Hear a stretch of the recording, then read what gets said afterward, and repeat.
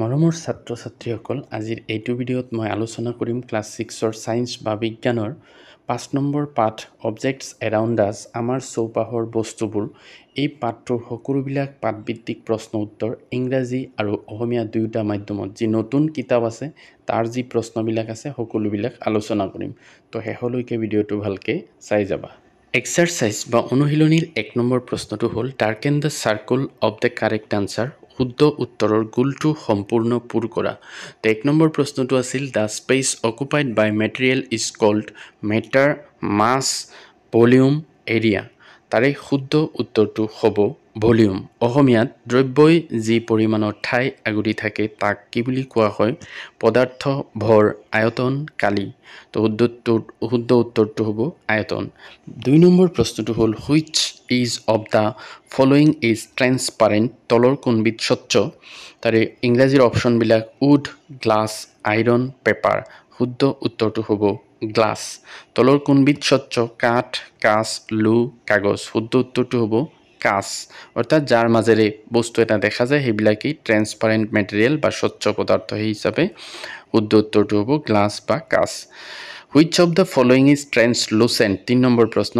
অপশ্যনবিলাক tumbler, mirror, oiled paper, steel glass.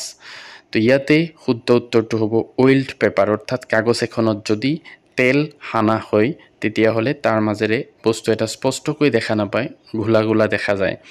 তলৰ কোনবিধ অৰ্ধস্বচ্ছ? কাঁচৰ গিলাচ, দাপোন, তেলসনা কাগজ, ষ্টিলৰ গিলাচ। তো তাৰে শুদ্ধ উত্তৰটো আছিলে তেলসনা কাগজ। 4 নম্বৰ প্ৰশ্ন। Find out the odd one from following. Gold, aluminium, copper, bamboo. তলৰ গোটটোৰ পৰা অমিলটো বাছি উলিওৱা। সোণ, এলুমিনিয়াম, তাম, বাঁহ। ইয়াৰে শুদ্ধ উত্তৰটো হ'ব বেম্বো বা বাঁহ, কাৰণ এই তিনিওটা একেধৰণৰ ধাতু বা মেটেল আৰু বেম্বোটো ধাতু নহয় বা মেটেল নহয়। তাৰপিছত 2 নম্বৰ প্ৰশ্নটো আছিলে which of the following objects are soluble in water and which are insoluble in water. Sugar, coconut oil, sand, honey, chalk powder, rice powder, salt. ইয়াৰে সলুবল ইন ৱাটাৰ হ'ব চুগাৰ, হানি, সল্ট। আৰু insoluble in water coconut oil, sand, chalk powder, rice powder. অসমীয়াত তলৰ কোনবোৰ বস্তু পানীত দ্ৰৱণীয় আৰু কোনবোৰ পানীত অদ্ৰৱণীয় লিখা? চেনি, নাৰিকলৰ তেল, বালি, মৌ, চকৰ গুড়ি, পিঠাগুড়ি, নিমখ। তো পানীত দ্ৰৱণীয় চেনি, মৌ আৰু নিমখ, আৰু পানীত অদ্ৰৱণীয় নাৰিকলৰ তেল, বালি, চকৰ গুড়ি, পিঠাগুড়ি এইকেইটা। 3 নম্বৰ প্ৰশ্ন। What is matter? Explain with examples. পদাৰ্থ কি? উদাহৰণসহ ব্যাখ্যা কৰা। আনচাৰটো হ'ব matter is anything that has mass and occupies a space. Examples water, wood, stone etcetera are matter because they have mass and volume. পদাৰ্থ কি? উদাহৰণসহ ব্যাখ্যা কৰা। পদাৰ্থ হৈছে যি বস্তুৰ ভৰ থাকে আৰু ঠাই দখল কৰে। উদাহৰণস্বৰূপে পানী, কাঠ, শিলগুটি বা পাথৰ আদি পদাৰ্থ, কাৰণ ইয়াৰ ভৰ আৰু আয়তন থাকে। তাৰ পিছৰ প্ৰশ্নটো হ'ল from which two properties can we say that stone is matter. আনচাৰটো হ'ব stone has mass and it occupies a space hence it is matter. কি দুটা ধৰ্মৰ সহায়ত আমি ক'ব পাৰোঁ যে শিল এবিধ পদাৰ্থ? উত্তৰ শিল এবিধ পদাৰ্থ কাৰণ ইয়াৰ ভৰ আছে আৰু ই স্থান দখল কৰে। ইয়াৰ পিছৰ প্ৰশ্নটো হ'ল write the name of 4 materials by which we can make a tumbler. তো ইয়াৰ উত্তৰটো হ'ব গ্লাছ, প্লাষ্টিক, ষ্টিল, ক্লে। 4বিধ দ্ৰব্যৰ নাম লিখা যাৰ সহায়ত গিলাচ তৈয়াৰ কৰিব পাৰি। কাঁচ, প্লাষ্টিক, ইস্পাত, মাটিৰে গিলাচ বনাব পাৰি। তাৰ পিছৰ প্ৰশ্নটো হ'ল 6 নম্বৰ প্ৰশ্ন যে what is lustre? The property of a material to shine when light falls on it is called lustre. জ্যোতি কি? কোনো পদাৰ্থত পোহৰ পৰিলে যদি চকচকীয়া প্ৰভা দেখা যায় তাক উজ্জ্বলতা বা লাষ্টাৰ বোলা হয়। 7 নম্বৰ প্ৰশ্নটো হ'ল write whether the following sentences are correct or incorrect. Wood is transparent but glass is opaque. এইটো হ'ব ইনকাৰেক্ট। কাঠ স্বচ্ছ কিন্তু কাঁচ অস্বচ্ছ। উত্তৰটো হ'ব অশুদ্ধ। 2 নম্বৰ প্ৰশ্ন sawdust soluble in water. Incorrect. এইটো কাঠৰ গুড়ি পানীত দ্ৰৱীভূত হয়, অশুদ্ধ। Salt is soluble in water. এইটো কাৰেক্ট। নিমখ পানীত দ্ৰৱণীয়, এইটো শুদ্ধ বাক্য। 2 নম্বৰ প্ৰশ্ন a piece of wood floats in water. এটুকুৰা কাঠ পানীত উপঙি থাকে এইটো শুদ্ধ নম্বৰ প্ৰশ্ন coconut oil is soluble in water অশুদ্ধ বা ইনকাৰেক্ট এইটো নাৰিকলৰ তেল পানীত দ্ৰৱীভূত হয় অশুদ্ধ নম্বৰ প্ৰশ্ন glycerine is soluble in water correct glycerine পানীত দ্ৰৱীভূত হয় শুদ্ধ বাক্য জি copper and iron are lustrous materials correct তাম আৰু লো জ্যোতিমান দ্ৰব্য এয়াৰ ইজ ট্ৰেন্সপাৰেণ্ট কাৰেক্ট বায়ু স্বচ্ছ শুদ্ধ বাক্য তাৰ পিছৰ প্ৰশ্নটো হ'ল match the materials with the objects from which the object is made up of object notebook nail chair tumbler thread material cotton wood glass paper iron তলত দিয়া বস্তুবোৰৰ লগত দ্ৰব্যবোৰ মিলাব লাগে যিবোৰৰ পৰা বস্তুটো তৈয়াৰ কৰা হৈছে তো নোটবুক এইটো মিলিব পেপাৰৰ লগত nail iron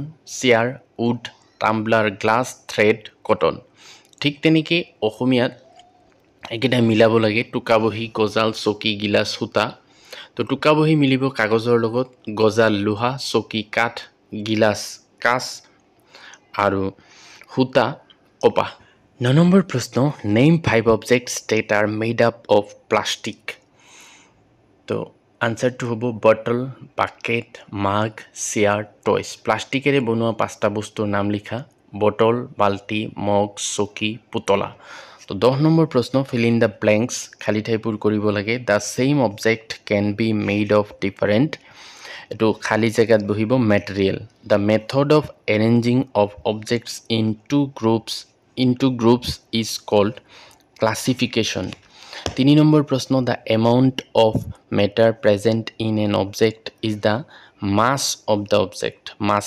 MASS 4 number the space occupied by an object is খালি জায়গাত বহিব volume VOLUME তো অসমীয়াত কি আছে চাওক খালি ঠাই পূৰ কৰা একেটা বস্তু বিভিন্ন পদাৰ্থৰে গঠিত হ'ব খালি জায়গাত বহিব পদাৰ্থ 2 নম্বৰ বস্তুবোৰক ভাগ কৰা পদ্ধতিটোক শ্ৰেণী বিভাজন বুলি কোৱা হয় 3 নম্বৰ প্ৰশ্ন বস্তু এটা থকা পদাৰ্থৰ পৰিমাণে হল বস্তুটোৰ ভৰ খালি জায়গাত ভৰ বহিব 4 নম্বৰ বস্তু এটা যিমান ঠাই আগুৰে হে বস্তুটোৰ আয়তন খালি জায়গাত বহিব আয়তন তাৰ পিছৰ প্ৰশ্নটো আছিল match the following according to their properties some objects or materials may have multiple properties তো মিলাব লাগে অবজেক্ট আৰু প্ৰপাৰ্টিজ ষ্টিল প্লেট এটো হ'ব লাষ্ট্ৰাছ তাৰ পিছত গ্লাস বটল ট্ৰান্সপাৰেন্টৰ লগত মিলিব উডেন ব্লক হ'ব অপেক সল্ট হ'ব সলুবল ইন ওয়াটাৰ বস্তু বা দ্ৰব্যৰ